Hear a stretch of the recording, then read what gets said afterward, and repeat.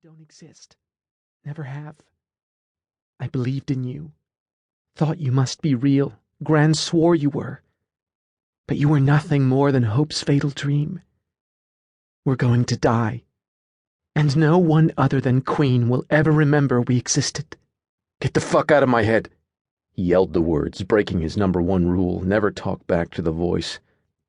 Talking back meant he descended to a whole new level of cuckoo in the cranium.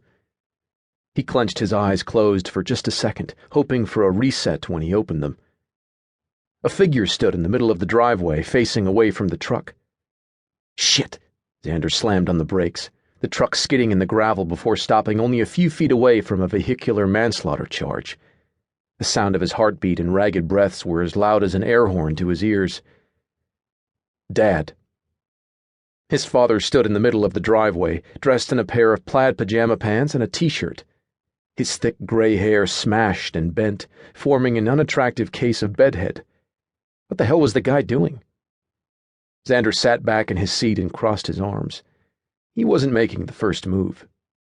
To acknowledge Dad would be a violation of their unwritten code of conduct. Each pretended the other didn't exist. It had been that way since Gail left them, taking his father's heart with her. But that voice, how long before it started talking again? He needed to get half pickled to get it good and gone. Fuck the rules. He honked one short burst. Dad didn't flinch or acknowledge he was standing only feet from Xander's bumper in the beam of his headlights. Xander rolled down the window. Move! His throat tingled from the force of his shout. Dad acted oblivious, as if he weren't standing in the middle of the driveway, in the middle of the night, in the middle of Xander trying to get booze. Xander tore open the truck door. Decades of anger rode between his shoulder blades. Hundreds of unuttered words flooded his mouth. He stomped toward his dad. What is your problem? I'm just following your rules. I got the message 10 years ago when you didn't show up at the hospital after I was struck by lightning. When you never even asked Ro or Matt whether I was alive or dead. Now get out of my... His words faded when he saw his father's face. Fine wrinkles flared out from the corners of his eyes, and deeper ones cut furrows across his forehead. His mouth was turned down in an endless frown. The last time Xander had been in the same room with his father, the guy was in his 40s.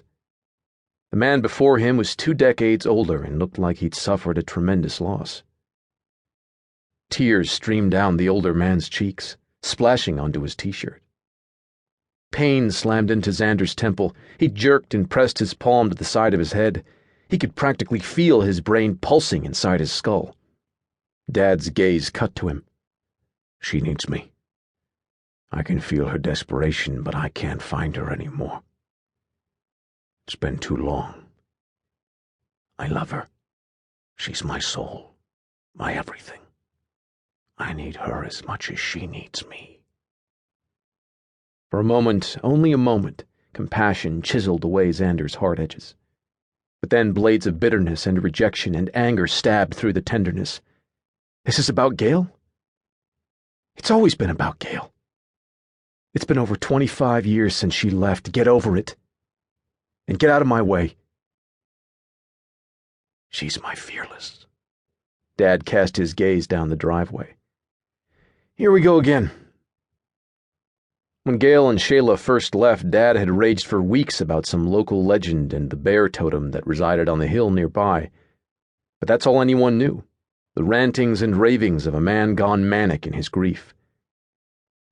You're not making sense. Xander grabbed Dad's arm and hauled him to the edge of the driveway. Stare at the night all you want, but do it after I drive past. He got back in the truck and drove on, refusing to look back, or think about Dad or the voice. He'd think about beer, a chilled beer. He could practically taste the tang of that first swig. His mouth watered. At the end of the driveway, Xander barely braked, just cranked the wheel to the right and skidded out onto the road, laying a strip of rubber and squealing the tires in a way any high school boy would admire. He gunned the truck's engine to get to the top of the tallest hill in Sunny County. Alcohol was less than 6 minutes away. God, how he needed a beer. Or 5. Fuck that, he needed a case. Hell, he should go straight for the tequila.